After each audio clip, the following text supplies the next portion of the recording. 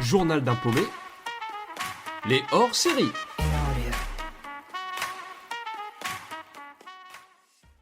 Pendant longtemps, j'avais cette image assez cliché du jeu de rôle, donc le JDR. En fait, je voyais ça comme un peu dans la série Stranger Things, où on voit les héros qui jouent à Donjons et Dragons dans leur cave, il fait sombre, ils sont autour d'une table, ça fait limite un peu secte, avec leurs costumes, etc.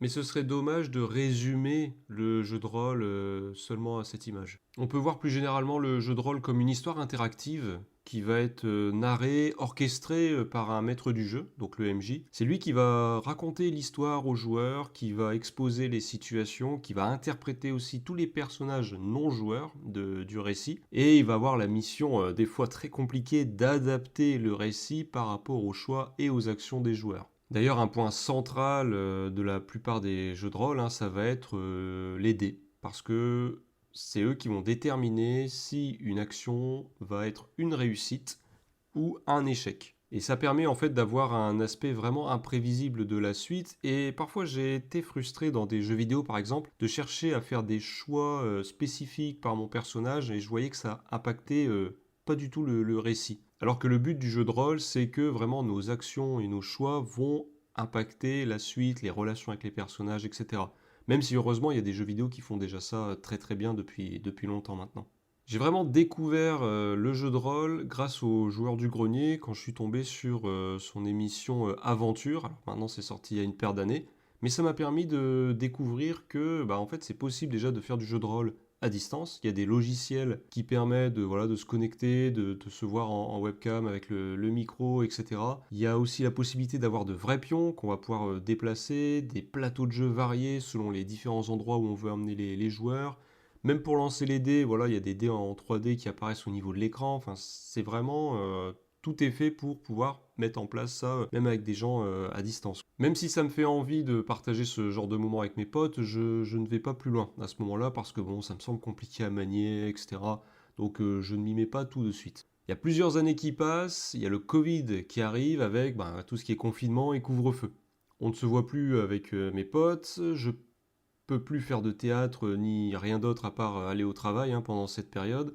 Donc je commence à regarder à nouveau pour créer un jeu de rôle. Après tout, j'ai du temps, j'ai rien d'autre à faire. Donc je tombe sur plein de tutos sur YouTube qui expliquent quel logiciel prendre, etc. Et d'abord, je fais ça pour m'occuper parce que j'ai aucune idée de si je vais pouvoir jouer à ce scénario avec d'autres personnes. Donc voilà, j'aime bien écrire, ça me permet de créer des personnages, etc. Je trouve une occupation. Je découvre alors plein de ressources, hein. J'ai évoqué les tutos sur YouTube, mais il y a énormément de cartes qui sont disponibles par plein d'artistes, que ce soit accessible gratuitement ou des fois moyennant finance, mais vraiment il y a énormément de ressources. Il y a même des scénars hein, qui sont dispo en ligne, donc on peut vraiment très rapidement mettre en place un jeu de rôle. Et dans le contexte, en fait, ça va me donner une possibilité de voir mes amis régulièrement pendant cette période. Surtout, c'était la période de couvre-feu où on a pu jouer parce qu'elle elle a été aussi assez longue. Et grâce à ça, bon, on se voyait 2 fois par semaine à distance et on partageait voilà, différentes aventures. Et j'avoue, j'ai aussi la chance d'avoir des amis qui sont toujours encourageants avec les choses que je mets en place. J'ai commencé sur le site Roll20, donc c'est assez facile enfin, après quelques tutos YouTube, on comprend rapidement le fonctionnement. En plus, ils ont une version gratuite, donc c'est vraiment une possibilité de voir si on accroche ou pas. Et en ce qui me concerne, ça a vraiment été une révélation après la première séance. Je trouve qu'en tant qu'adulte, on n'a pas forcément l'occasion de toujours jouer entre amis. Je veux dire, déjà, on a beaucoup moins de temps. Je vois, moi, ma console, par exemple, elle prend vraiment la poussière. Je me suis racheté un PC, mais je fais très peu de jeux dessus. Enfin, bref. Et l'air de rien, bah, pouvoir passer du temps ensemble, d'avoir aussi des souvenirs hein, des parties, des aventures qu'on vit tous ensemble. Je me souviens vraiment, on avait fait un jeu de rôle zombie. Et il y a, par exemple, il y en a un, il s'était fait mordre, donc le groupe avait décidé de lui couper le bras. Sauf qu'en attendant, il y a eu d'autres zombies qui sont arrivés. Et ils avaient besoin d'un des gars du groupe qui était spécialisé au corps à corps. Sauf que le gars était trop occupé à faire chauffer la lame de son épée pour cautériser la plaie. Enfin bref, c'était des trucs, des situations vraiment qui nous ont marqués. Et même des fois, on en reparle comme ça, quoi. Je trouve que c'est cool de pouvoir vivre ce genre de moment parce que dans le groupe, on voit qu'il y a de la trahison, il y a de la coopération, bien sûr, il y a les échecs critiques. Ça, c'est quand le score des dés est vraiment très mauvais. Du coup, au-delà d'un échec, souvent, c'est bien de mettre en plus un malus que le joueur va subir. Je me souviens une fois, c'était un joueur qui était pris en otage. Un de ses coéquipiers a voulu tirer à l'arc sur l'ennemi. Sauf qu'il a fait un échec critique, donc bien sûr, la flèche, ce qui s'est passé, c'est qu'elle a atterri dans le genou de l'autre joueur, et que suite à ça, le joueur, maintenant, il peut pas faire autrement que de boiter en se déplaçant, et du coup, il a le surnom du boiteux dans le village. Enfin bref, c'est tous des petits trucs qui permettent de passer, je trouve, un bon moment ensemble. Et même si j'aime pas le terme de geek, je trouve que c'est vraiment pas réservé aux gens qui aiment un peu tout ce qui est heroic fantasy, jeux vidéo ou autre. Je me souviens une fois au travail, j'avais discuté de jeux de rôle, je venais de m'y mettre en fait et j'en parlais avec une collègue. Et il y avait un autre collègue qui était là avec nous et je me souviens du regard qu'il m'a porté, mais tu sentais le jugement de fou, hein, vraiment en mode mais de quoi il parle lui encore dans son monde ou j'en sais rien. Après ça va, ça me passe au-dessus, mais je trouve qu'il y a beaucoup d'a priori concernant le jeu de rôle, alors que par exemple beaucoup de gens ont joué au loup-garou et en soi c'est très proche du jeu de rôle, hein. Il n'y a pas les dés, mais bon c'est vraiment très proche, hein. En plus de ça, je trouve que ça fait beaucoup bosser l'imagination, la cohésion de groupe, même l'expression orale, l'improvisation. Et avec les logiciels d'aujourd'hui, c'est beaucoup plus simple de trouver un créneau. Je sais que nous, quand on fait du jeu de rôle, il y a personne qui habite dans le même coin, hein. On a quelqu'un qui est à Paris, l'autre qui est à Orléans, un joueur qui est en Alsace. Enfin bref, on est vraiment éparpillés et ça permet de se retrouver, quoi.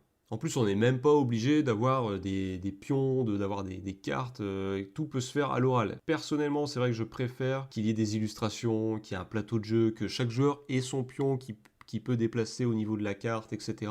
Même si on fait très bien sans. Alors depuis que je me suis mis au jeu de rôle il y a quelques années, j'ai pu écrire pas mal de scénarios. Alors j'ai commencé par l'Heroic Fantasy, hein, bien sûr, en tant que fan du Seigneur des Anneaux, etc. Je suis parti aussi dans le zombie, le survival zombie, parce que je trouve que c'est aussi un terrain vraiment propice pour faire des aventures assez sympas. Et là, depuis peu, je suis reparti du côté médiéval, mais plus cette fois-ci avec des souris. Voilà, je trouve que l'avantage d'une souris, c'est que les combats deviennent très vite épiques, quoi. Si elle se retrouve face à un serpent, c'est tout de suite plus impressionnant, quoi. Et à force, maintenant, je crée aussi mes propres cartes. Avant, j'allais sur des sites spécialisés ou des artistes dessinés. Et maintenant, grâce à des logiciels, je peux dessiner mes propres cartes. Et ça, c'est cool, quoi. Je me suis rendu compte que c'est vraiment tout un monde, hein. Il y a énormément de personnes qui mettent à disposition des cartes pour leur jeu de rôle. Enfin, il y a plein de ressources. On a des livrets de règles, on a des tutos de tout genre. Enfin, c'est vraiment impressionnant. C'est tout un monde le jeu de rôle en fait.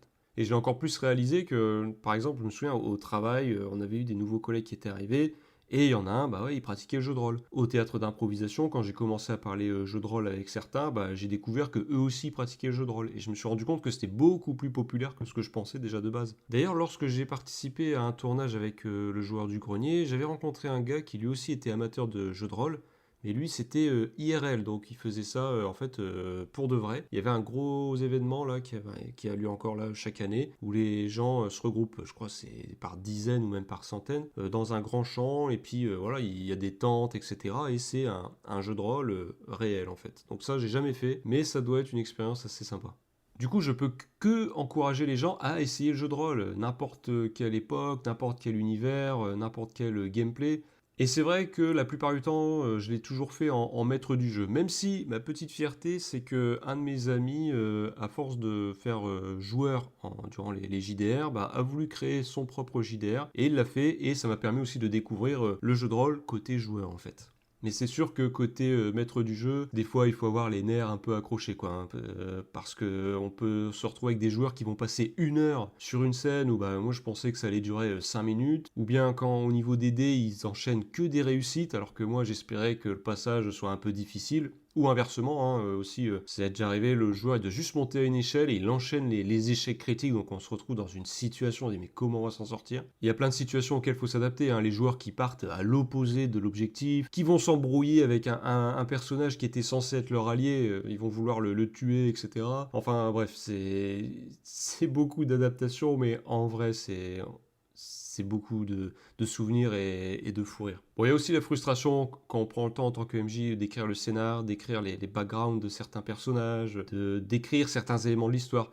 et on voit que les joueurs écoutent pas et qu'après ils vont poser des questions ou ils vont faire des choses à l'opposé de ce que le personnage était censé faire. Et bien entendu, il y a toujours les négociations hein, avec le MJ. Les joueurs vont vouloir des bonus pour optimiser leur réussite, ils vont vouloir négocier le prix de certains objets que tu as envie de leur vendre. Mais ça fait partie un peu du monde du jeu de rôle et c'est ça aussi qui fait les bons souvenirs. Le but c'est pas d'être trop dirigiste, que les joueurs se sentent prisonniers dans une histoire où ils n'ont pas d'autre choix que de dire ce que le MJ a envie d'entendre. En plus, quand on regarde par exemple les escape games, etc., on sent que beaucoup de personnes qui sont adultes hein, ont besoin de s'amuser, de créer des souvenirs en groupe. Et je trouve que c'est pas une honte de parfois vouloir s'amuser à nouveau comme des gosses.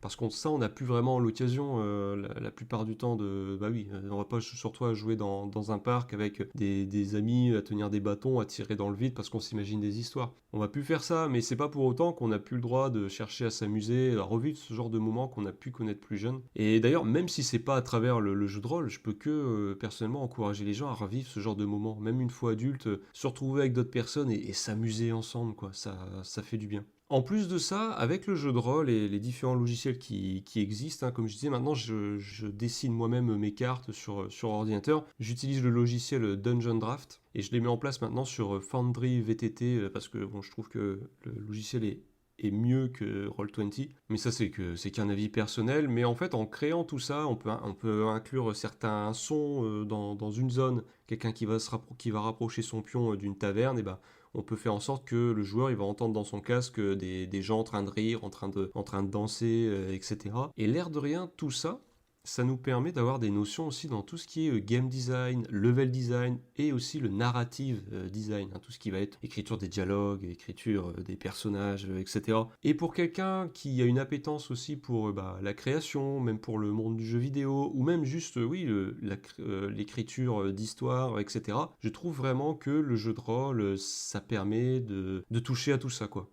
Et même en termes de théâtre, franchement, des fois, je me suis plus amusé lors d'un jeu de rôle, je me suis senti beaucoup plus épanoui en termes de jeu, de comédie, que lors de certains des ateliers de théâtre d'improvisation que j'ai pu avoir. Donc voilà, je peux qu'encourager les gens à s'essayer à la discipline de jeu de rôle. On peut des fois se dire, oui, mais bon, il faut réussir à trouver un groupe, mais des fois, deux personnes suffisent, hein. Un narrateur et un joueur qui va essayer de s'en sortir dans le récit. C'est amplement suffisant. Enfin voilà, n'hésitez pas en tout cas à vous lancer dans l'aventure. Journal d'un paumé, raconté par le paumé en question.